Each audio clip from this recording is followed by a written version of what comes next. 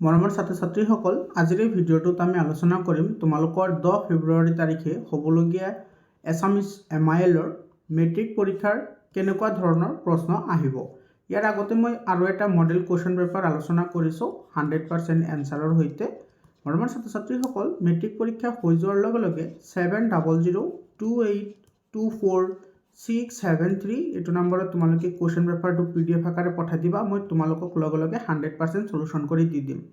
আৰু তোমালোকক হেল্প কৰাৰ কাৰণে হোৱাটছআপ গ্ৰুপ বনোৱা হৈছে। হোৱাটছআপ গ্ৰুপৰ যিটো লিংক আছে সেইটো মই কমেণ্টত দি দিছোঁ। তোমালোকে কমেণ্টত গ'লে হোৱাটছআপ গ্ৰুপৰ লিংকটো পাই যাবা। মই আৰম্ভণিৰ পৰাই তোমালোকক হেল্প কৰি আছোঁ যিমান পাৰোঁ। তো তোমালোকৰ যাতে পৰীক্ষাৰ এটা ফিল আহে সেইকাৰণে মই প্ৰথমতে প্ৰশ্নকেইটা লৈছোঁ। তোমালোকে প্ৰশ্নকেইটা এমূৰৰ পৰা চাই যোৱা, তাৰপিছত আমি এনচাৰকেইটা আলোচনা কৰিম। ইয়াতে যিখিনি গ্ৰামাৰ পাৰ্ট আছে, গ্ৰামাৰ পাৰ্ট গোটেইখিনি তোমালোকক মই বুজাই দিবলৈ ট্ৰাই কৰিম আৰু তোমালোকে সেইবোৰ বুজিবলৈ ট্ৰাই কৰিবা। যদি তোমালোকে বুজি পোৱা, ডেফিনেটলি তোমালোকে যিকোনো কুৱেশ্যন আহিলে তোমালোকে সেইবোৰৰ এনচাৰ কৰিব পাৰিবা। তো ভিডিঅ'টি তোমালোকে প্ৰথমৰ পৰা শেষলৈকে চাবা আৰু ইয়াৰ পৰা তোমালোকে 99% কুৱেশ্যন তোমালোকে এজ ইট ইজ কমন পাবা। 10 তাৰিখে তোমালোকে যদি এই কুৱেশ্যন পেপাৰটো সম্পূৰ্ণ সলিউশ্যন কৰা, তেতিয়াহ'লে তোমালোকৰ মেট্ৰিক পৰীক্ষাত এইবোৰ প্ৰশ্নই আহিব। গতিকে দেৰি নকৰাকৈ আমি আৰম্ভ কৰিছোঁ আজিৰ এই ভিডিঅ'টি। তোমালোকে প্ৰথমতে প্ৰশ্নখিনি চাই যোৱা। ইয়াতে চোৱা, প্ৰথম প্ৰশ্নটিত আমাৰ কি কৈছে, the red river and the blue hills গ্ৰন্থখনৰ ৰচক কোন? সংমিশ্ৰিত অসমীয়া জাতিক বান্ধি ৰখা এনাজৰীডাল কি? তাৰপিছত 2 নম্বৰ ছয়টো 2 মাৰ্কৰ কুৱেশ্যন হয়। সফল উদ্যোগী হ'বলৈ কিয় কঠিন? আৰ্যসকলৰ আদিম বাসভূমি ক'ত আছিল? অসমৰ মংগোলীয় গোষ্ঠীৰ লোক কোনবিলাক? ইয়াতে চোৱা, এইবোৰ প্ৰশ্ন বহুত ইম্পৰ্টেণ্ট হয় আৰু ৰিপিটেড প্ৰশ্ন হয়। তোমালোকৰ এইবোৰ ডাইৰেক্ট কুৱেশ্যন আহিব। ইয়াতে চোৱা, উদ্যোগী হ'বলৈ যোৱাটো চাইকেল চলাবলৈ শিকাৰ দৰে একক প্ৰচেষ্টা বুলি শিক্ষকগৰাকীয়ে কিয় কৈছে বুজাই লিখা। তাৰপিছত ভাৰতীয় সংস্কৃতি এক বিৰাট সমন্বয়ৰ বস্তু, এই কথাষাৰ কিমান দূৰ যুক্তিপূৰ্ণ? ভাৰতীয় সংস্কৃতি পাঠ্যৰ আধাৰত বিচাৰ কৰা। তাৰপিছত 4 নম্বৰত আছে ভাইৰাছ কি? হাস্পতালত থাকোঁতে অৰুণিমাৰ মনত কি সপোনে তীব্ৰ ৰূপ লৈছিল? 5 নম্বৰ কুৱেশ্যনটো চোৱা, কামত ল'ৰা ছোৱালী বুলি ভাগ নাই, যেনেকৈ কাম ভাগ কৰি দিছোঁ তেনেকৈ কৰা, এই কথাষাৰৰ বক্তা কোন?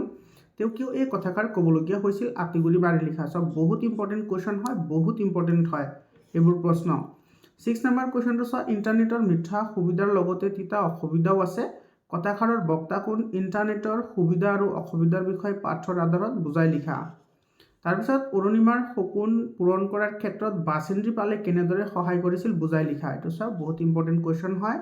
তাৰপিছত চোৱা, তোমালোকৰ পৰীক্ষাত ইজি আৰু তোমাৰ মডাৰেট দুটা ধৰণৰ প্ৰশ্ন থাকিব। তো গোটেইখিনি ইয়াতে আলোচনা কৰা হৈছে।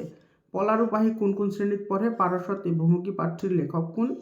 আমি মৰিলোঁ আজি, মই সাঁতুৰিব নাজানো, কথাষাৰৰ বক্তা কোন আৰু কি পৰিস্থিতিত কথাষাৰ ক'বলগীয়া হৈছিল? এইটো ভিতৰুৱা প্ৰশ্ন হয় চেপ্টাৰৰ।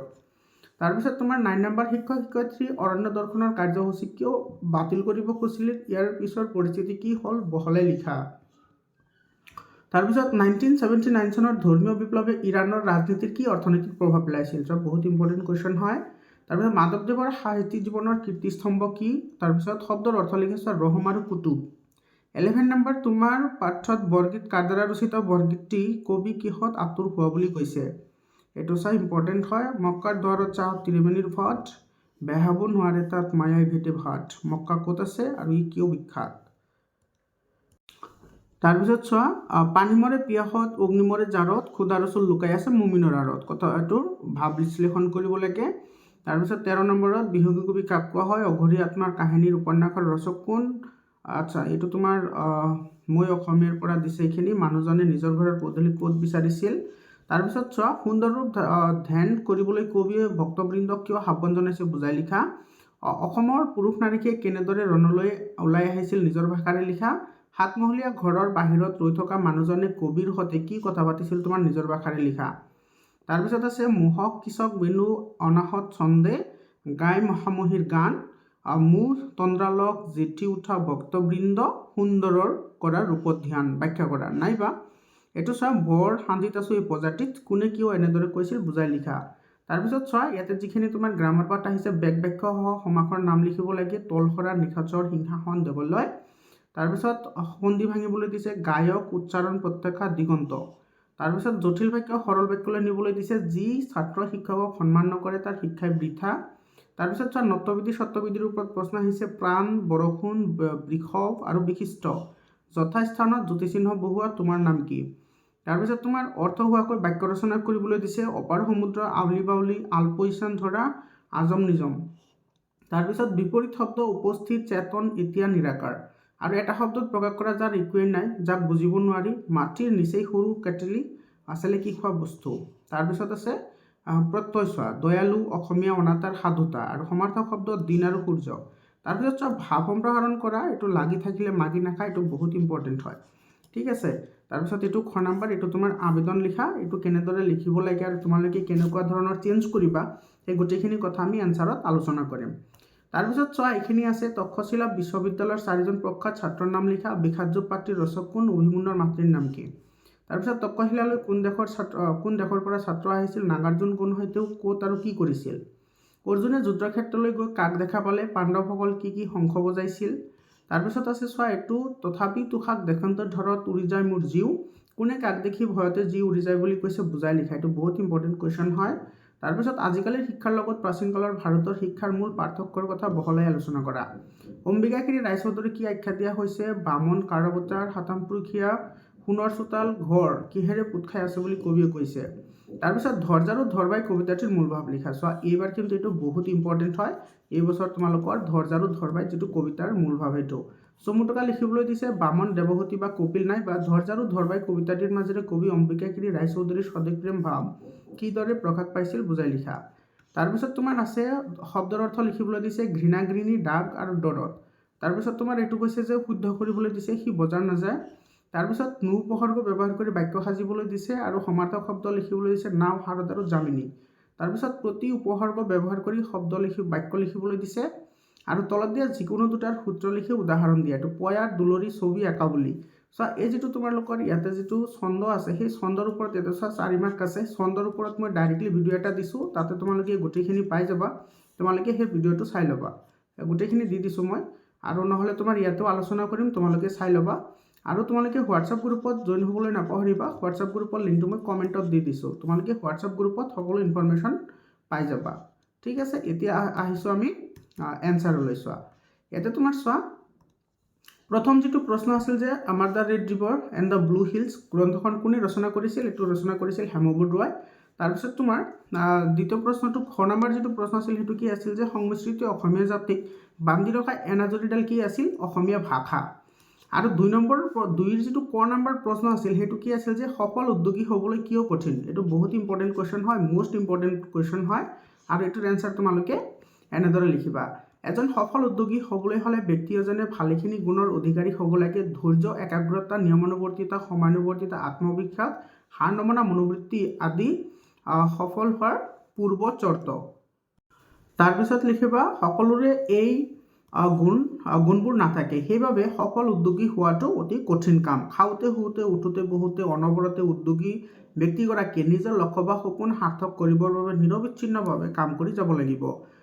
তেওঁ হ'ব লাগিব এজন সৃজনশীল মনৰ অধিকাৰী, পৰিৱেশ আৰু পৰিস্থিতিৰ সৈতে খাপ খুৱাই আগবাঢ়ি যোৱাৰ ক্ষমতাও তেওঁৰ থাকিব লাগিব। এইটো কিন্তু বহুত ইম্পৰ্টেণ্ট কুৱেশ্যন হয়।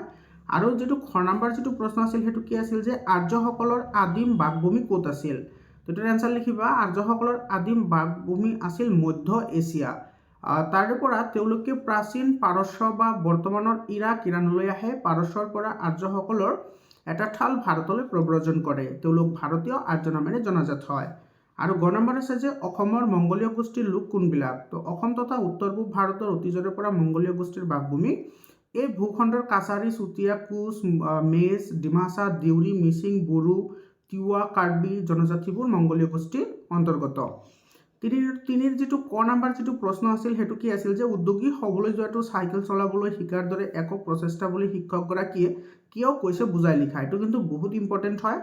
এইটোৰ এনচাৰ তোমালোকে এনেদৰে লিখিবা যে প্ৰবন্ধকাৰে সফল উদ্যোগী হোৱাৰ প্ৰক্ৰিয়াটোক চাইকেল চলাবলৈ শিকা কামটোৰ সৈতে তুলনা কৰিছে।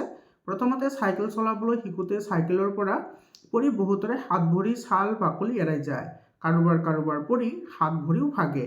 তাতে ভয় খাই যিসকলে পুনৰ শিকিবলৈ চেষ্টা নকৰে তেওঁলোকে আৰু জীৱনত কোনোদিনে চাইকেল চলাব নোৱাৰে। সৰু সুৰা দুৰ্ঘটনাৰ পাছতে যিসকলে চেষ্টা কৰি যায় তেওঁলোকেহে প্ৰথমতে তলত চলাব পৰা হয়, তাৰ পাছত হাফ পেডেল মাৰি চলাব পৰা হয় আৰু এদিন ফুল পেডেল মাৰি চলাবলৈ সক্ষম হয়। অৱশেষত চাইকেল চলনাৰ দক্ষতা অৰ্জন কৰি লগৰীয়াৰ লগত জোৰেৰে চলোৱা লাহে চলোৱা প্ৰতিযোগিতাতো অৱতীৰ্ণ হয়। এই কথা এজন সফল উদ্যোগীৰ ক্ষেত্ৰতো প্ৰযোজ্য। বেছিভাগ উদ্যোগীয়ে এবাৰ দুবাৰ বা তিনিবাৰ বিফলতাৰ পাছত হঠাৎকৈ বহি পৰে, কিন্তু যিয়ে এৰি নিদি লাগি থাকে তেওঁ এদিন নিশ্চয় সফল হয়গৈ। এজন সফল উদ্যোগী হ'বলৈ হ'লে ব্যক্তি এজন ভালেখিনি গুণৰ অধিকাৰী হ'ব লাগে। সকলোৰে এই গুণবোৰ নাথাকে। সেইবাবে সফল উদ্যোগী হোৱাটো অতি কঠিন কাম। খাওঁতে শুওঁতে উঠোঁতে বহুতে অনবৰতে উদ্যোগী ব্যক্তিগৰাকীয়ে নিজৰ লক্ষ্য বা সপোন সাৰ্থক কৰিবৰ বাবে নিৰবিচ্ছিন্নভাৱে কাম কৰি যাব লাগিব। তেওঁ হ'ব লাগিব এক সৃজনশীল মনৰ অধিকাৰী। পৰিৱেশ আৰু পৰিস্থিতিৰ সৈতে খাপ খাই আগবাঢ়ি যোৱাৰ ক্ষমতাও তেওঁৰ থাকিব লাগিব। প্ৰবন্ধকাৰে Thomas Alva Edison, Alexander Graham Bell, Chester Carlson, Bill Gates, Dhirubhai Ambani, Narayana Murthy আদি ব্যক্তিসকলে নিজৰ সাধনা আৰু অধ্যাৱসায়ৰ বলত কেনেকৈ একোজন সফল উদ্যোগী হ'বলৈ সক্ষম হৈছিল সেই কথা উদাহৰণসহ দাঙি ধৰিছে। মৰমৰ ছাত্ৰ ছাত্ৰীসকল, চোৱা এই যিটো প্ৰশ্নৰ এনচাৰ, এই এনচাৰটো যদি তোমালোকে মনত ৰাখা তেতিয়াহ'লে তোমালোকে চোৱা এই যিটো প্ৰশ্ন আছে সেই প্ৰশ্নৰ এনচাৰটো তোমাৰ তাতে লুকাই আছে। এই প্ৰশ্নটো এইটো কি আছিল যে সফল উদ্যোগী হ'বলৈ কিয় কঠিন হয়। গতিকে তোমালোকে অলপমান টেকনিকেলি পঢ়িবা, যে সদায় তোমাৰ কষ্ট কৰি পঢ়াৰ দৰকাৰ নাই। তাৰমানে তোমালোকে যদি এই প্ৰশ্নটো যদি তোমালোকে লিখিব পাৰিছা তেতিয়াহ'লে ডেফিনেটলি তোমালোকে সেই প্ৰশ্নটোৰ এনচাৰো লিখিব পাৰিবা। গতিকে তোমালোকে যিকোনো চেপ্টাৰ পঢ়াৰ পিছত সেইবোৰৰ সাৰাংশখিনি তোমালোকে মনত ৰাখিবলৈ ট্ৰাই কৰা। ঠিক আছে। খ নম্বৰ যিটো প্ৰশ্ন সেইটো আমাৰ কি আছিল যে ভাৰতীয় সংস্কৃতি এক বিৰাট সমন্বয়ৰ বস্তু। এই কথাষাৰ কিমান দূৰ যুক্তিপূৰ্ণ? ভাৰতীয় সংস্কৃতি পাঠৰ আধাৰত বিচাৰ কৰা। তো 4 মাৰ্কৰ কুৱেশ্যন হয়, অলপমান দীঘল হ'ব। তথাপি তোমালোকে মই যিমানখিনি কৈ দিম সিমানখিনি তোমালোকে সম্পূৰ্ণখিনি যদি নিলিখা তোমালোকে সেইখিনিৰ সাৰাংশ তোমালোকে লিখি দিবা, ডেফিনেটলি তোমালোকে ফুল নম্বৰ পাবা। তো তোমালোকে এইবোৰ এনচাৰ পঢ়ি তোমালোকে ইয়াৰে যিখিনি মৰ্মাৰ্থ আছে বা সাৰাংশ আছে সেইখিনি তোমালোকে মনত ৰাখিবলৈ ট্ৰাই কৰা। আৰু এইটোৰ এনচাৰ তোমালোকে এনেকৈ লিখিবা, ভাৰতীয় সংস্কৃতিৰ এক বিৰাট সমন্বয়ৰ বস্তু। এই কথাষাৰ সম্পূৰ্ণৰূপে সত্য। এই কথা সত্য যে তাক প্ৰতিমান কৰিবলৈ আমাৰ পাঠৰ আধাৰত কেইটামান উদাহৰণ দাঙি ধৰা হ'ল। 1 নম্বৰত লিখিবা, আৰ্য মংগোলীয় দ্ৰাবিড় এনে বহু ধৰণৰ সোঁত লগ লগাৰ উপৰিও প্ৰাচীন কালৰ গ্ৰীক হওক, হুন আদি বিভিন্ন জাতিৰ মানুহ ভাৱধাৰাৰ সংমিশ্ৰিত ভাৰতীয় সংস্কৃতি গঢ় লৈ উঠিছে, আৰু এই প্ৰমাণ কৰে যে সমন্বয় ভাৰতীয় সংস্কৃতিৰ এক উল্লেখযোগ্য তথা প্ৰধান বৈশিষ্ট্য। 2 নম্বৰত লিখিবা এনেকৈ যে এটা সময়ত ভাৰতীয় সংস্কৃতিৰ পূবল সোঁতে মধ্য এছিয়াৰ পৰা আৰম্ভ কৰি দক্ষিণ পূব এছিয়ালৈকে স্পৰ্শ কৰিছিল। আকৌ আৰ্যসকলে আহিছিল মধ্য এছিয়াৰ পৰা। মধ্য এছিয়াৰ বিভিন্ন সাংস্কৃতিক ঐতিহ্য তেওঁলোকে ভাৰতবৰ্ষত সংস্থাপিত কৰিছিল। নিঃসন্দেহে এই সময়ছোৱাত সাংস্কৃতিক সমন্বয় যে সাধিত হৈছিল তাত দ্বিমত নাই। ভাৰতীয় সংস্কৃতিত স্থানীয় আৰু বহিৰাগতৰ মাজত সংস্কৃতিক সমন্বয় গঢ়ি উঠিছিল। দ্ৰাবিড় আৰু আৰ্য সংস্কৃতিত উল্লেখ কৰিব পাৰি। দ্ৰাবিড় সমাজত প্ৰচলিত বিভিন্ন নিয়ম আৰ্য সমাজে গ্ৰহণ কৰিছিল। সেইদৰে হিন্দুত প্ৰচলিত বিভিন্ন পূজা উপাসনাৰ পদ্ধতি প্ৰকৃততে যে অনাৰ্যসকলৰ পৰা গ্ৰহণ কৰা সেই কথা বিভিন্ন পণ্ডিতসকলে স্বীকাৰ কৰিছে। এই কথাই ভাৰতীয় সংস্কৃতিৰ সমন্বয়ৰ বাৰ্তা প্ৰদান কৰে। আৰু 4 নম্বৰত লিখিবা এইখিনি যে সংস্কৃতিৰ অন্যতম অংগ ভাস্কৰ্য, সুকুমাৰ কলা, শিল্প, সাহিত্য আদিতো বিভিন্ন সমাৰোহণৰ প্ৰক্ৰিয়া লক্ষ্য কৰিব পাৰি। উত্তৰ ভাৰত, দক্ষিণ ভাৰত আদি ঠাইৰ ভাস্কৰ্যৰ ওপৰত বহিৰাগতৰ প্ৰভাৱ সুস্পষ্ট। সেইদৰে ইছলামীয় ভাস্কৰ্যসমূহতো হিন্দু ভাস্কৰ্যৰ উপস্থিতি দেখা পোৱা যায়। ইয়াৰ উপৰি হিন্দু ভাস্কৰ্যৰ উপাদানসমূহ ইছলামীয় অনুষ্ঠানত ব্যৱহাৰ হোৱাৰ উদাহৰণ আছে। এইদৰে উপৰি চিত্ৰশিল্পীৰ ক্ষেত্ৰতো বিভিন্ন সমন্বয় দেখা পোৱা যায়। মৰমৰ ছাত্ৰ ছাত্ৰীসকল, যিহেতু আমি 100% কুৱেশ্যনৰ এনচাৰ আলোচনা কৰিম সেইকাৰণে আমি অলপমান সোনকালে আগবাঢ়িব লাগিব। তোমালোকে কৰিবা, অলপমান এক্টিভ হৈ শুনিবা। তাৰপিছত চোৱা 4ৰ যিটো ক নম্বৰ যিটো প্ৰশ্ন আছিল সেইটো কি আছিল যে ভাইৰাছ কি হয়। তো তোমাৰ এইটোৰ এনচাৰ লিখিবা যে ভাইৰাছ হৈছে ধ্বংসাত্মক অভিপ্ৰায়ে প্ৰস্তুত কৰা এক কম্পিউটাৰৰ প্ৰগ্ৰাম। আৰু খ নম্বৰ প্ৰশ্নটি আছিল যে হস্পিটেলত থাকোঁতে অৰুণিমাৰ মনত কি সপোনে তীব্ৰ ৰূপ লৈছিল। তো সেইটোৰ এনচাৰ লিখিবা, হস্পিটেলত থাকোঁতে অৰুণিমাৰ মনত মাউণ্ট এভাৰেষ্টৰ বিজয় সপোনে তীব্ৰ ৰূপ লৈছিল। তাৰপিছত এইটো চোৱা 5 নম্বৰটো কি আছে। 5 নম্বৰটো আছিল যে কামত ল'ৰা ছোৱালী বুলি ভাগ নাই। এই প্ৰশ্নটো কিন্তু বহুত ইম্পৰ্টেণ্ট হয়। কামত ল'ৰা ছোৱালী বুলি ভাগ নাই, যেনেকৈ কাম ভাগ কৰি দিছোঁ তেনেকেই কৰা। এই কথাষাৰৰ বক্তা কোন? তেওঁ কিয় কথাষাৰ ক'বলগীয়া হৈছিল? আঁতিগুৰি মাৰি লিখা। সেইটোৰ এনচাৰ লিখিবা এনেধৰণে যে কামত ল'ৰা ছোৱালী বুলি ভাগ নাই, যেনেকৈ কাম ভাগ কৰি দিছোঁ তেনেকেই কৰা। এই কথাষাৰৰ বক্তা হ'ল অংকৰ শিক্ষক ৰঞ্জিত হাজৰিকাৰ। তো তোমালোকে ইয়াতে এই কথাটো মনত ৰাখিবা যে অংকৰ শিক্ষকজনৰ নাম কি, কেতিয়াবা 1 মাৰ্কৰ কাৰণে তোমালোকক সুধিব পাৰে, ঠিক আছে। আৰু তাৰপিছত চাবা এইখিনি কিয় ক'বলগীয়া হৈছিল সেইটো তোমালোকে এনেকৈ লিখিব লাগিব যে কাজিৰঙালৈ গৈ থকাৰ পথৰ স্কুলৰ শিক্ষকসকলে মিলি বাছৰ ভিতৰতে নেতা নেত্ৰী নিৰ্বাচন কৰি দিলে। পাহি আৰু বিদিশাক বাছত থকা ছাত্ৰ ছাত্ৰীৰ সংখ্যা গণনা কৰিবলৈ আৰু অসুবিধাসমূহলৈ মন দিয়াৰ দায়িত্ব দিয়া হ'ল। আকৌ 9ম শ্ৰেণীৰ ছাত্ৰ ছাত্ৰী সৌৰভ আৰু আফতাবক দায়িত্ব দিয়া হ'ল খাদ্যবস্তুৰ পেকেট আৰু পানীৰ বটল সকলোৰে মাজত সমভাৱে বিতৰণ কৰিবলৈ। কামটো টান পাই সৌৰভে ক'লে যে পাহি আৰু বিদিশাই খাদ্য বিলাওক আৰু খাদ্য গণনাৰ কামটো সিহঁতে কৰিব, কিয়নো সিহঁত ল'ৰা, গতিকে লগৰীয়াবোৰে উৎপাত কৰিলে সিহঁতে শাসনো কৰিব পাৰিব আৰু অসুবিধাবোৰলৈও মন দিব পাৰিব। সিহঁতৰ মাজত হোৱা এনে কথাৰ বতৰা শুনি অংকৰ শিক্ষক ৰঞ্জিত হাজৰিকা ছাৰে উক্ত কথাফাকি কৈছিল। বহুত ধুনীয়াকৈ লিখা আছে। তাৰপিছত তোমাৰ 6 নম্বৰ যিটো কুৱেশ্যন হয়, 6 নম্বৰ যিটো প্ৰশ্ন, সেই প্ৰশ্নটো কি আছিল যে ইণ্টাৰনেটৰ মিঠা সুবিধাৰ লগতে তিতা অসুবিধাও আছে। এইটো পাঠৰ আধাৰত বুজাই লিখিব লাগে। সেইটোৰ এনচাৰ লিখিবা এনেদৰে। ইণ্টাৰনেটৰ মিঠা সুবিধাৰ লগতে তিতা অসুবিধাও আছে। কথাষাৰৰ বক্তা কোৱালিহঁতৰ শিক্ষয়িত্ৰী শাবানা বাইদেউ।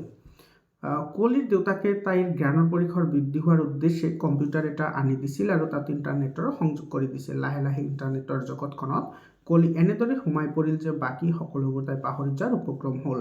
দিনক দিনে ইণ্টাৰনেটৰ প্ৰতি বাঢ়ি অহা আসক্তি তথা মনৰ পৰিৱৰ্তনবোৰৰ বিষয়ে তাই শাবানা বাইদেউৰ আগত ব্যক্ত কৰিলে। তেতিয়া শাবানা বাইদেৱে কৈছিল যে ইণ্টাৰনেটৰবোৰ মিঠা সুবিধা আৰু তিতা অসুবিধা দুয়োটা আছে। মিঠা সুবিধাসমূহে মানৱ সভ্যতাক উন্নতিৰ জখলাত তীব্ৰ গতিৰে আগবঢ়াই নি উন্নতিৰ সপোন ৰচিব পাৰিব। এই সীমাহীন সুবিধাসমূহৰ তুলনাত ঋণাত্মক দিশবোৰ নিষ্প্ৰভ কৰি তুলিব লাগিব।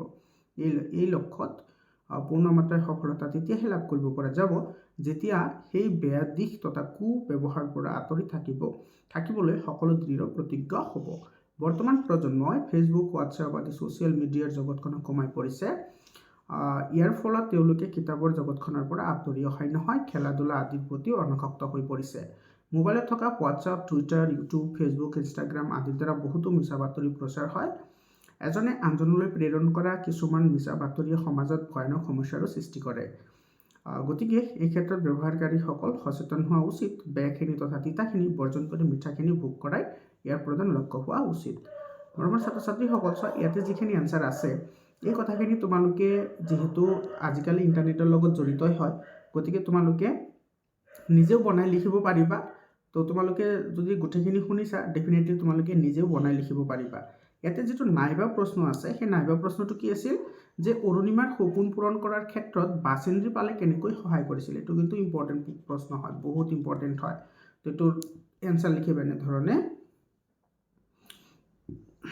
প্ৰথমতে অৰুণিমা এগৰাকী ভাল ভলীবল খেলুৱৈ আছিল, কিন্তু দুৰ্ঘটনাৰ পিছত তেওঁ সকলো কথা প্ৰত্যাহ্বান হিচাপে লৈ নতুন জীৱনটোক গঢ় দিবলৈ সংকল্পবদ্ধ কৰি তুলিছিল।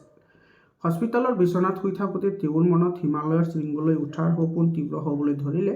এভাৰেষ্ট বিজয়ৰ আকাংক্ষাত তেওঁৰ ভৰিৰ বিষ আৰু বিকলাংগতাৰ কথা পাহৰি গ'ল আৰু সেই কৃতকাৰ্যতাৰ বিষয়ে চিন্তা কৰিবলৈ ধৰিলে।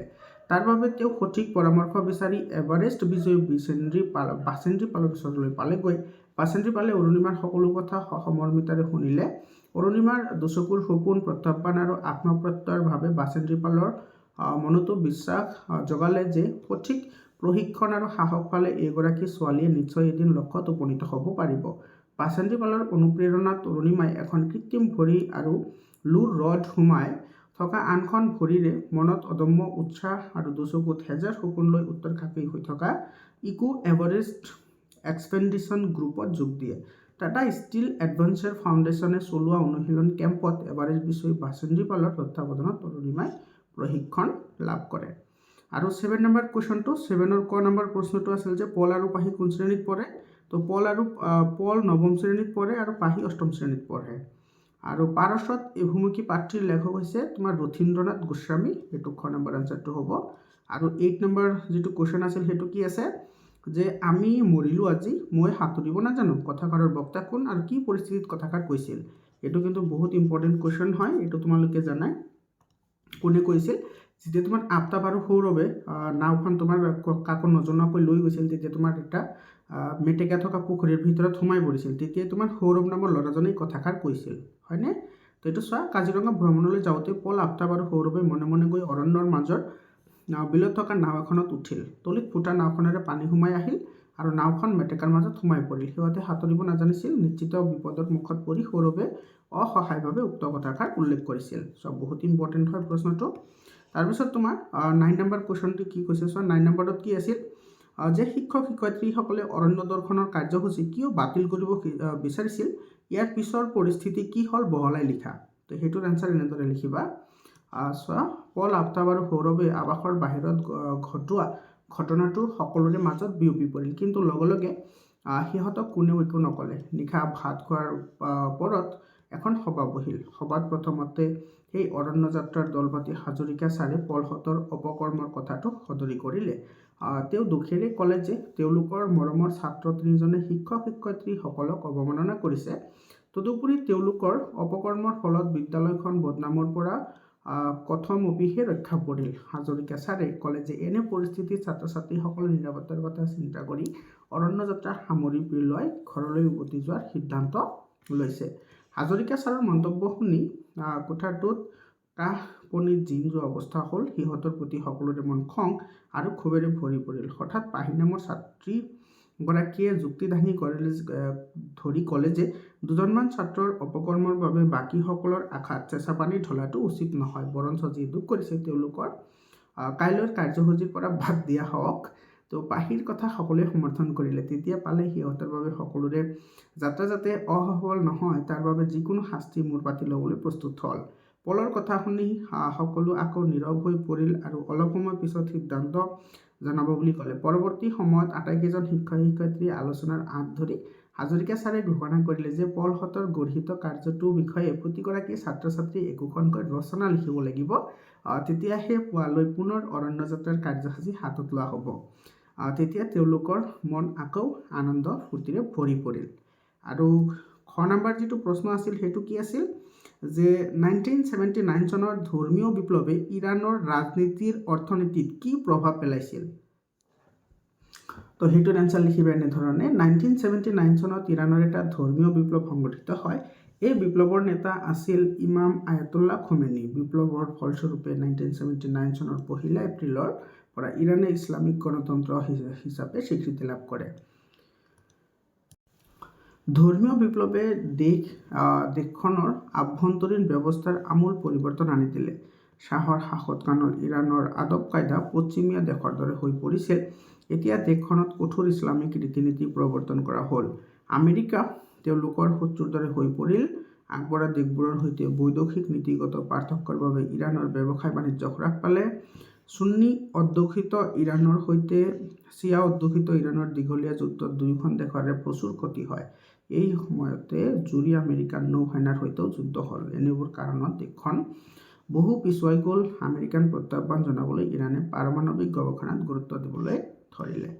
তাৰপিছত চোৱা 10 নম্বৰ কুৱেশ্যনটোত আছিল যে মাধৱদেৱৰ সাহিত্যিক জীৱনৰ কীৰ্তিস্তম্ভ কি। এইটো জানা তোমালোকে সকলোৱে যে মাধৱদেৱৰ সাহিত্যিক কীৰ্তিস্তম্ভ আছিল নামঘোষা। আৰু এটা কথা মনত ৰাখিবা, নামঘোষাক হেজাৰী ঘোষা বুলিও কোৱা হয়। আৰু হেজাৰী ঘোষাক কিয় কোৱা হয়, কাৰণ তোমাৰ নামঘোষাত এই হেজাৰটা কি আছে, ঘোষা আছে, পংক্তি আছে, সেইকাৰণে তোমাৰ হেজাৰী ঘোষা বুলি সেইটোক কোৱা হয়। মানে এই হেজাৰটা চেপ্টাৰ আছে তাতে, সেইকাৰণে। তাৰপিছত চোৱা খ নম্বৰত তোমাৰ ইয়াতে শব্দৰ অৰ্থ লিখিবলৈ দিছে। ৰহম মানে দয়া বা কৰোণা, কুতুব মানে ধ্ৰুৱ তৰা। এইটো বহুত ইম্পৰ্টেণ্ট হয় এইবোৰ। তাৰপিছত 11 নম্বৰ যিটো কুৱেশ্যন আছে সেইটো কি আছিল যে তোমাৰ পাঠ্যপুথিত থকা বৰগীতটি কাৰ দ্বাৰা ৰচিত। বৰগীতটিত কবি কিহত আতুৰ হোৱা বুলি কৈছে। তো এইটোৰ এনচাৰ এনেদৰে লিখিবা। পাঠ্য বৰগীতটি মাধৱদেৱৰ দ্বাৰা ৰচিত। বৰগীতটিত কবি বিষয় বাসনাত আতুৰ হোৱা বুলি কৈছে। তাৰপিছত খ নম্বৰটো যে মক্কাৰ দুৱাৰত চাহাব ত্ৰিবেণীৰ ভাত, বেহাব নোৱাৰে তাত মায়াই বেটে বহাত। মক্কা ক'ত আছে আৰু কিয় বিখ্যাত।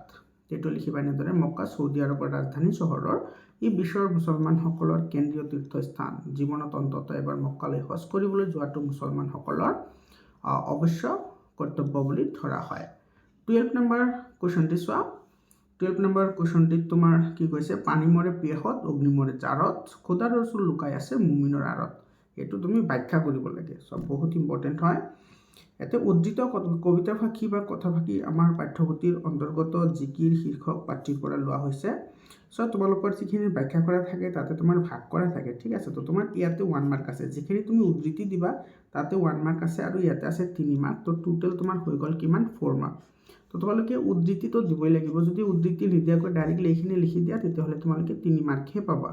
আৰু ফুল মাৰ্ক পাবলৈ হ'লে তোমালোকে উদ্ধৃতি দিয়াটো বহুত দৰকাৰী। আৰু উদ্ধৃতি ক'ৰ পৰা দিবা, যে সেই পংক্তিটো বা সেই কবিতা ভাষী তোমাৰ কোনটো চেপ্টাৰৰ পৰা কোনে লিখা সেইটো তুমি লিখিব লাগে। যেনেকৈ তোমাৰ ইয়াতে লিখা হৈছে যে জিকিৰ নামৰ তোমাৰ পাঠটিৰ পৰা লোৱা হৈছে। তো ইয়াৰ মাজেৰে আল্লাহৰ মহাত্মা আৰু তথ্যকথা প্ৰকাশ কৰা হৈছে। তাৰপিছত লিখিবা যে প্ৰকৃততে মুছলমানৰ লগত আল্লাহৰ আশীৰ্বাদ সুদৃষ্টি সদায় লুকাই থাকে। যি ব্যক্তিয়ে সংসাৰৰ মায়ামোহৰ নাপাকত বন্দী হৈ থাকি জীৱনৰ সাৰ্থকতা বিচাৰ কৰি থাকে তেনে ব্যক্তিয়ে আল্লাহৰ মহাত্মা অনুধাৱন কৰিব নোৱাৰে। এই পৃথিৱীৰ সকলো প্ৰাকৃতিক শক্তি জাগতিক প্ৰক্ৰিয়া আল্লাহৰ দ্বাৰা নিয়ন্ত্ৰিত। সেয়ে মানুহে জগতৰ প্ৰকৃত ৰহস্যৰ উপলব্ধি কৰাৰ বাবে আল্লাহৰ ওচৰত একান্তভাৱে নিজকে সমৰ্পণ কৰিব লাগে। যি মুছলমানে নীতি নিয়মৰ মাজেৰে আল্লাহৰ সাধনা কৰে তেনে মুছলমানৰ হৃদয়ত আল্লাহ সদায় থাকে বুলি উল্লেখ কৰিছে। তাৰপিছত তোমাৰ 13 নম্বৰ কুৱেশ্যনটো চোৱা। 13ৰ ক নম্বৰ প্ৰশ্নটো আছিল যে বিহগী কবি কাক কোৱা হয়। তো বিহগী কবি ৰঘুনাথ চৌধুৰীক কোৱা হয়। তাৰপিছত খ নম্বৰ অঘৰী আত্মাৰ কাহিনী কোনে লিখিছিল, চৈয়দ আব্দুল। আচ্ছা, এই প্ৰশ্নটো নালাগে কাৰণ তোমাৰ এইটো মই অসমীয়াটো তোমাৰ এইবাৰ কৰিছে নোহোৱা কৰিছে।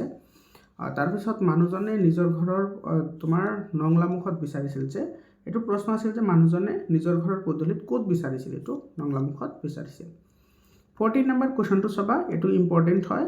এইটো তোমাৰ কৈছে ইয়াতে ক নম্বৰ যিটো প্ৰশ্ন সেইটো কি আছিল যে সুন্দৰ ৰূপ ধাৰণ কৰিবলৈ কবিয়ে ভক্তবৃন্দক কিয় আহ্বান জনাইছে বুজাই লিখা। তো এইটোৰ এনচাৰ লিখিবা এনেধৰণে, সুন্দৰেই ভগৱান, সুন্দৰতা লুকাই আছে প্ৰকৃতিৰ মাজত, প্ৰকৃতিৰ যি মহাশক্তি তাৰ মাজতে লুকাই আছে বিশ্ব ব্ৰহ্মাণ্ডৰ অসীম ৰহস্য।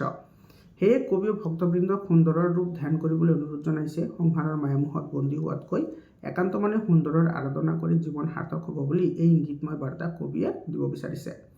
আৰু খ নম্বৰ এইটো মই অসমীয়াৰ পৰা, এইটো তোমাৰ মই অসমীয়াৰ পৰা দিছে, এইখিনি তোমাৰ নালাগে, ঠিক আছে। কিন্তু গ নম্বৰটো লাগিব। চোৱা, গ নম্বৰ প্ৰশ্নটিত তোমাৰ কি আছে যে সাতমহলীয়া ঘৰৰ বাহিৰত ৰৈ থকা মানুহজনে কবিৰ সতে কি কথা পাতিছিল, তোমাৰ নিজৰ ভাষাৰে লিখা।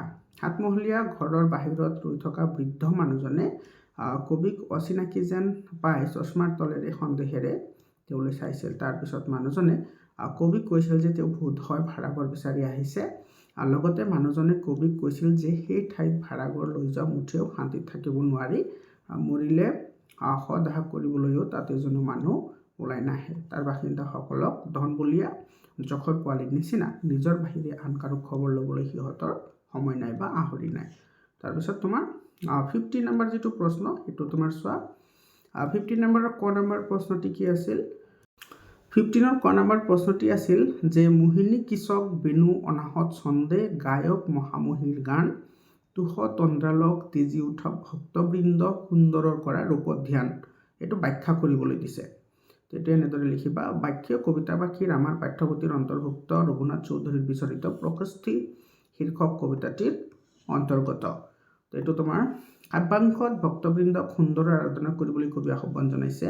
কবিতাটোত বৰ্ণনা কৰা অনুসৰি কৃষক বেণু অৰ্থাৎ কৃষক বা সেই বাঁহৰ বাদ্য শব্দ বতাহত সুন্দৰ ছন্দত গীত গাইছে, যিকেইটা আকাশ বতাহ মুখৰ কৰি তুলিছে। কবিয়ে ভক্তবৃন্দক তন্দ্ৰা ত্যাগ কৰি সুন্দৰৰ ৰূপ ধ্যান কৰিবলৈ কৈছে। প্ৰকৃতিৰ অসীম শক্তিৰ মাজত কবি উপলব্ধি কৰি ঈশ্বৰৰ অস্তিত্ব, সেই ঈশ্বৰৰ স্বৰূপ হৃদয়ংগম কৰাৰ বাবে প্ৰকৃতিৰ সাধনাৰ ওপৰত ভক্তবৃন্দক মনোনিৱেশ কৰিবলৈ কবি আহ্বান জনাইছে। আৰু তোমাৰ যিটো নাইবা প্ৰশ্ন আছে, খ নম্বৰ কি আছিল, বৰ শান্তিত আছো এই প্ৰজাতিত, এইটো বহুত ইম্পৰ্টেণ্ট হয়, এইটো ব্যাখ্যা কৰিব লাগে। এইটো কবিয়ে 25 বছৰ আগতে গধূলি পৰত গাঁৱৰ আলি কিকুৰিত লগ পোৱা মানুহজনে এইদৰে কৈছিল। কবিয়ে লগ পোৱা মানুহজন এজন গাঁৱলীয়া দুখীয়া মানুহ আছিল। তেওঁ এটা বজাত ঘৰত ভাগ কৰিছিল। কুকুৰীকণা মানুহজনে নিজৰ ঘৰটো বিচাৰি নোপোৱাৰ বাবে কবিয়ে তেওঁক হাতত ধৰি আগুৱাই দিছিল। তেতিয়া মানুহজনে কবিক উক্ত কথাষাৰি কৈছিল। ধন সম্পদৰ বিশেষ নাথাকিলেও গাঁৱলীয়া মানুহৰ সমাজখনৰ মানৱীয় সহায় সহানুভূতিৰ বাবে তেওঁৰ জীৱন শান্তিৰে পৰিপূৰ্ণ হৈ আছিল। কথাষাৰিৰ মাজেৰে মানুহজনৰ এনে এক উপলব্ধি ফুটি উঠিছে। আৰু 16 নম্বৰত চোৱা 16ৰ ক নম্বৰটো আছিল কি তোমাৰ বেগ বাক্য সহ সমাসৰ নাম লিখিব লাগে। তো তল সৰা মানে কি তলত সৰা, এইটো হৈছে তৎপুৰুষ সমাস। নিশাচৰ মানে নিশাচৰে যি এইটো বহুব্ৰীহি সমাস, মনত ৰাখিবা বহুব্ৰীহি সমাস তোমাৰ আৰু আছে, এটা আছে তোমাৰ কি বিনা পানী, ঠিক আছে, এইটো মনত ৰাখিবা। সিংহাসন সিংহ টংকিত আসন এইটো কৰ্মধাৰয় সমাস। দেৱালয় এইটো দেৱৰালয়, এইটো তৎপুৰুষ সমাস। আৰু তোমাৰ এইটো তোমাৰ প্ৰত্যয় ভাঙিব লাগে চাবা, এইটো কিন্তু বহুত ইম্পৰ্টেণ্ট হয়। সন্ধি ভাঙা, চৰি নহয় প্ৰত্যয় নহয় সন্ধি। এটা তোমাৰ মনত ৰাখিবা যেনেকুৱা গায়ক আছে, গায়কটো তুমি যদি লিখা গাই যোগ ইয়ক নহ'ব, এইটো হৈছে গৈ যোগ অক, গায়ক, ঠিক আছে। তাৰপিছত তোমাৰ আৰু এটা আছে তোমাৰ যিবোৰত তোমাৰ একদম বেলেগ হয়, এইটো তোমাৰ যে গৈ যোগ অক গয়ক, এইটো চা উচ্চাৰণ, এইটো উত যোগ চাৰণ উচ্চাৰণ, প্ৰত্যাখ্যা প্ৰতিযোগ আশা প্ৰত্যাখ্যা, দিগন্ত দিগ যোগ অন্ত দিগন্ত। তোমালোকে এটা কথা মন কৰিবা, এই যে তলত যিটো আছে এইটো কিন্তু দিব লাগিব, এইটো নিদিলে কাটা যাব।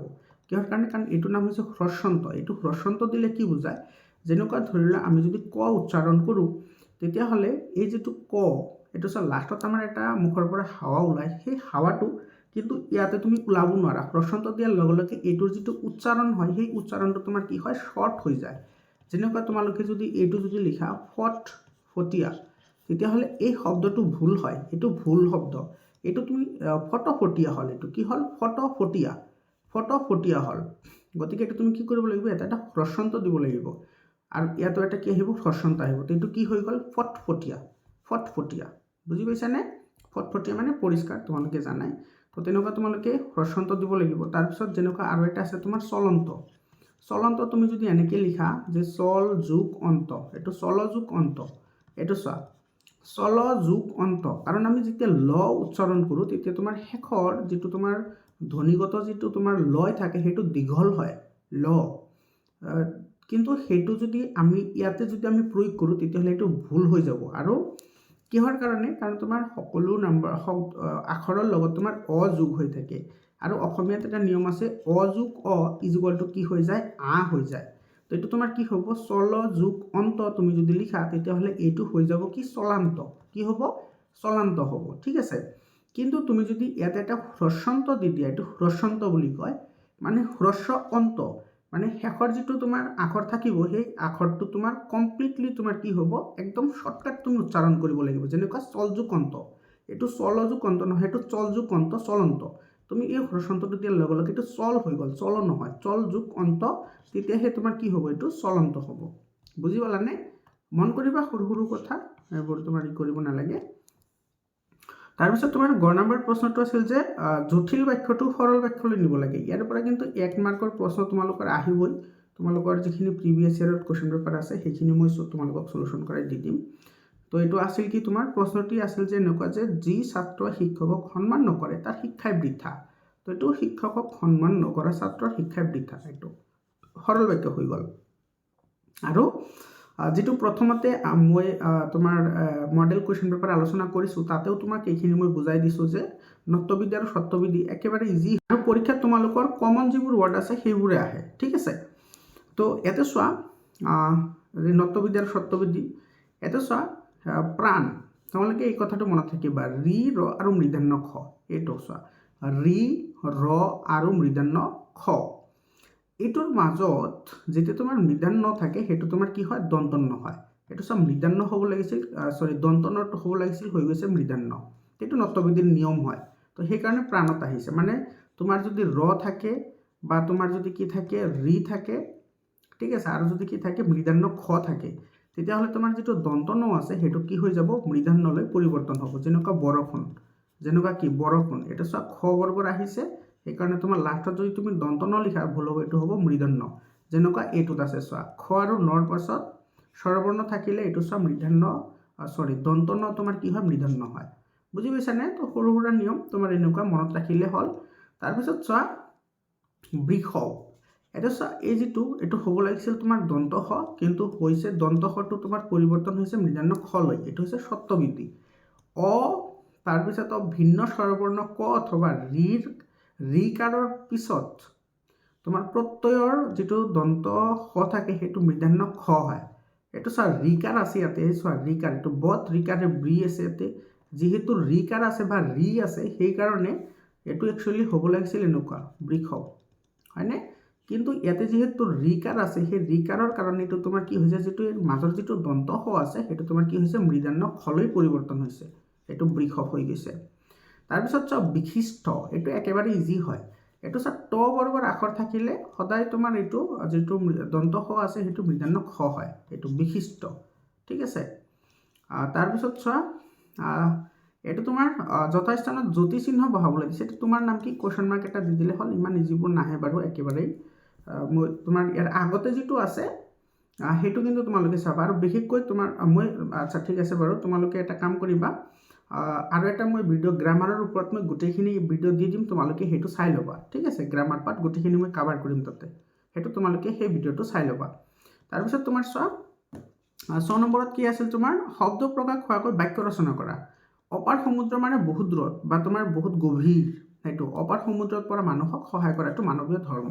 আউলি বাউলি, আউলি বাউলি মানে তোমাৰ কোনো বস্তুতে তোমাৰ কি নহয়, কোনো বস্তুতে তোমাৰ শান্ত নহয়, তেনেকুৱা এটা ভাৱ বুজায়। গিৰিয়কৰ অকাল মৃত্যুত এইটো চোৱা ঘনীয়েকে আউলি বাউলি হৈ বিনাইছে। আলপৈচান ধৰা, বৃদ্ধ বয়সত পিতৃ মাতৃক আলপৈচান ধৰাটো সকলোৰে মহান কৰ্তব্য। আলপৈচান ধৰা মানে তুমি ওৱান টাইপ অফ হেল্পিং ক'ব পাৰা। আৰু আমন জীৱন মানে শিক্ষকৰ সন্মুখত আমন জীৱন কৈ থকাটো ছাত্ৰৰ এক স্বভাৱ, মানে তুমি সচিত্ৰভাৱে তুমি কি কৰিব লাগিব, থাকিব লাগিব। তাৰপিছত দ্বিতীয় 6 নম্বৰটো বিপৰীত শব্দ লিখিবলৈ দিছে, উপস্থিত অনুপস্থিত, এতিয়া তেতিয়া, চেতন হ'লে অচেতন, নিৰাকাৰ হ'লে সাকাৰ।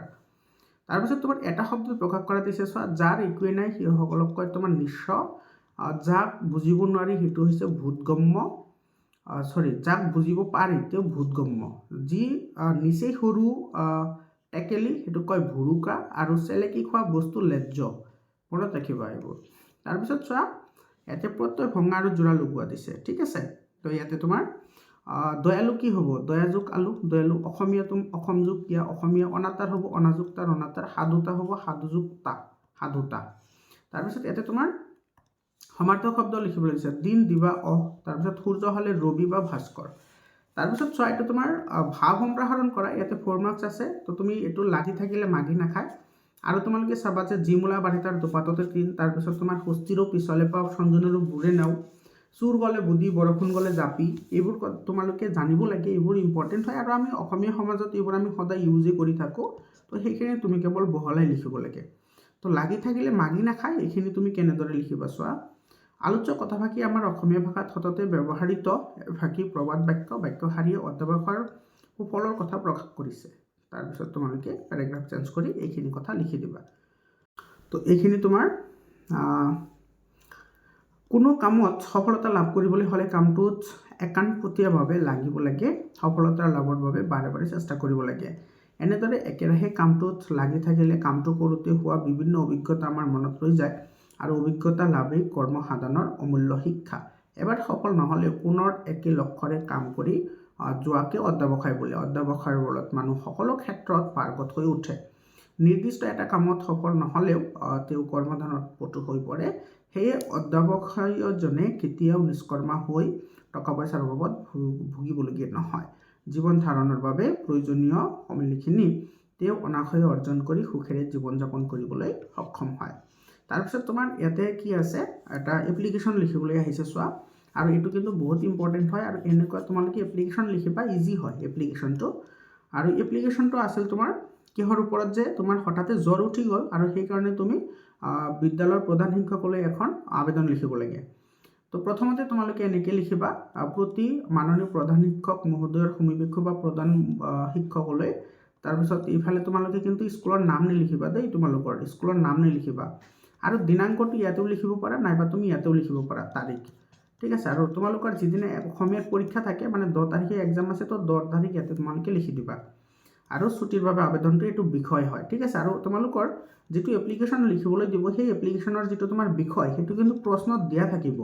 যেনেকুৱা ইয়াতে তোমাৰ কৈছে যে জ্বৰ উঠাৰ কাৰণে চিকিৎসাৰ ওচৰলৈ যোৱাৰ বাবে বিদ্যালয়ৰ প্ৰধান শিক্ষকলৈ এখন আবেদন পত্ৰ লিখা। তুমি ছুটি ল'বা, তো সেই ছুটিৰ বাবে তোমালোকে এইটো আবেদন কৰিব লাগিব, ঠিক আছে। তো তোমালোকে প্ৰশ্নটি পঢ়ি চাবা, তোমালোকে ডেফিনেটলি গম পাবা। তাৰপিছত তোমালোকে এনেদৰে আৰম্ভণি কৰিবা, মহোদয় লিখি কমা দিবা, পেৰাগ্ৰাফ চেঞ্জ কৰিবা।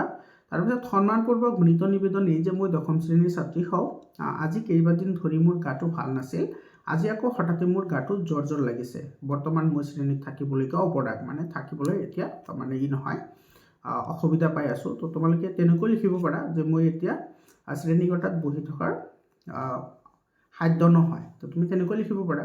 মোৰ অৱস্থা দেখি সহপাঠী কেইজনমানে মোক চিকিৎসকৰ ওচৰলৈ যোৱাৰ পৰামৰ্শ দিছে আৰু ময়ো যাবলৈ বিচাৰিছোঁ। সেয়েহে মহোদয়ে মোক যাবলৈ অনুমতি দি মোৰ জ্বৰ আৰোগ্য হোৱাত সহায় কৰে যেন। সেয়ে মহোদয়ৰ ওচৰত সৰল মিনতি, ইতি লিখি এটা কমা দিবা। আপোনাৰ একান্ত বিশ্বাসী ছাত্ৰ, ইয়াতে ক লিখিবা আৰু 10ম শ্ৰেণী। ঠিক আছে। তাৰপিছত আহিছোঁ আমাৰ খ বিভাগলৈ। খ বিভাগৰ প্ৰথমৰ 21ৰ তোমাৰ ক নম্বৰ প্ৰশ্নটো কি আছিল যে তক্ষশিলা বিশ্ববিদ্যালয়ৰ প্ৰখ্যাত 4জন ছাত্ৰৰ নাম লিখিবলৈ দিছিল, আৰু সেই ছাত্ৰ হৈছে তোমাৰ জীৱক, পাণিনি, চাণক্য আৰু চৰক। তাৰপিছত বিষাদ যোগ কোনে লিখিছিল, এইটো ভট্টদেৱে লিখিছে, আৰু অভিমন্যুৰ মাতৃৰ নাম আছিল কি, সুভদ্ৰা। তাৰপিছত তোমাৰ 22 নম্বৰ যিটো কুৱেশ্যন আছে সেইটো তোমাৰ কি আছিল যে তক্ষশিলা কোন দেশৰ পৰা ছাত্ৰ আহিছিল, এইটো ক নম্বৰ আছিল। ক নম্বৰ এনচাৰটো লিখিবা। তক্ষশিলা বিশ্ববিদ্যালয় আছিল প্ৰাচীন ভাৰতৰ জ্ঞান চৰ্চাৰ এক বিখ্যাত কেন্দ্ৰ। এই শিক্ষানুষ্ঠানখনলৈ দেশ বিদেশৰ ভালেমান ছাত্ৰ অধ্যয়ন কৰিবলৈ আহিছিল। বিশেষকৈ মগধ, চীন, পাৰস্য, ভেগেট্ৰিয়া, পশ্চিমী দেশ আদিৰ বহু ছাত্ৰ ইয়াত নামভৰ্তি কৰিছিল। আৰু খ নম্বৰ প্ৰশ্নটো আছিল যে নাগাৰ্জুন কোন হয়, তেওঁ ক'ত আৰু কি কৰিছিল। নাগাৰ্জুন আছিল প্ৰাচীন ভাৰতৰ এগৰাকী বিখ্যাত বৌদ্ধ দাৰ্শনিক। তেওঁ বৌদ্ধ মহাযান পন্থাৰ শূন্যতাবাদৰ প্ৰৱৰ্তক হয়।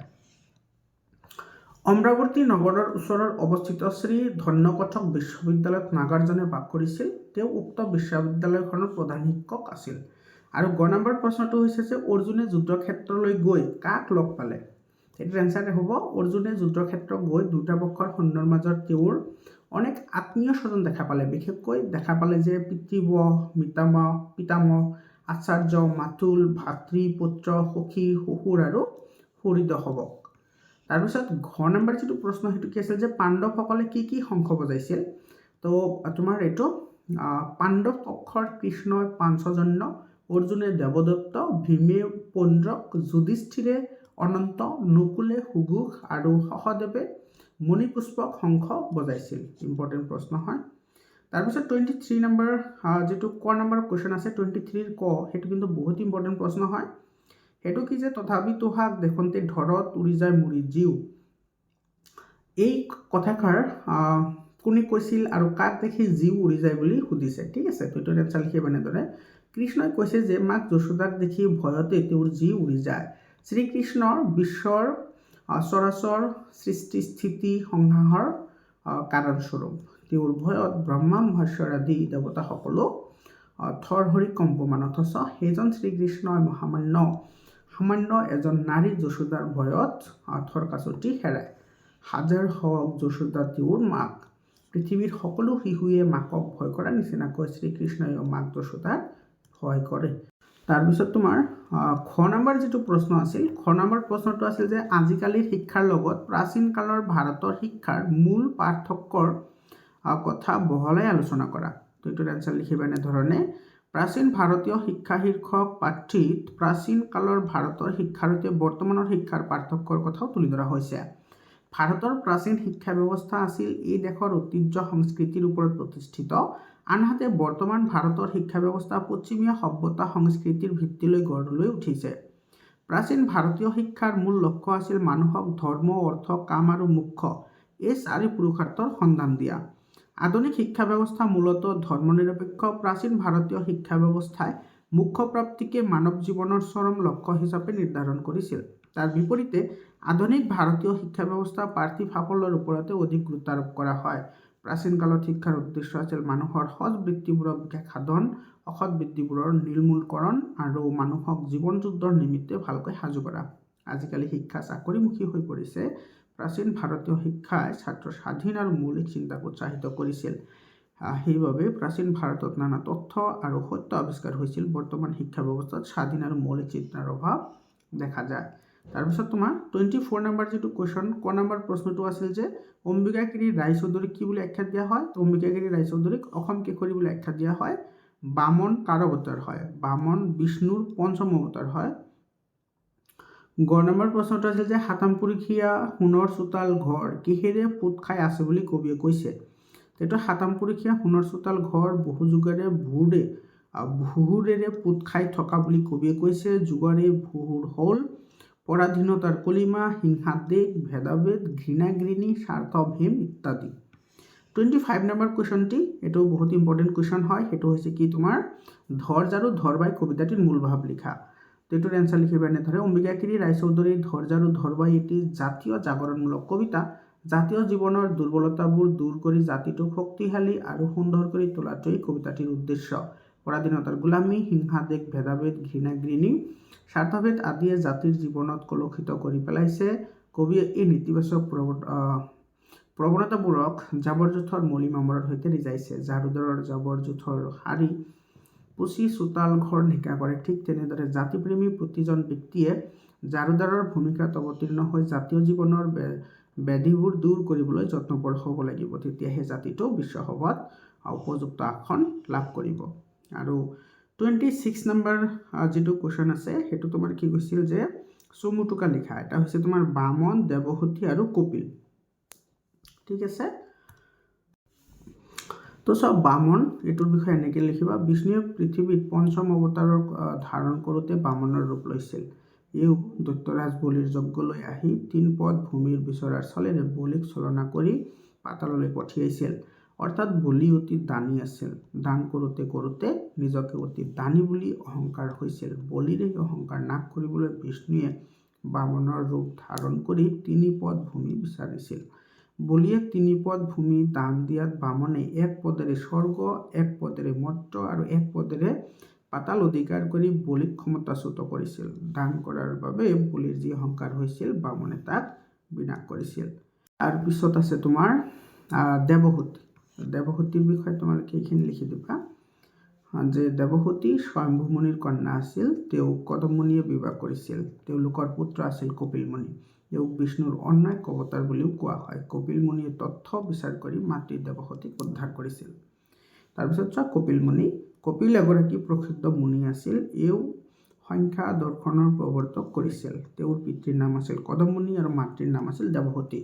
এওঁৰ শাপত সাগৰ ৰজাৰ 60,000 পুত্ৰ ভস্মীভূত হৈছিল।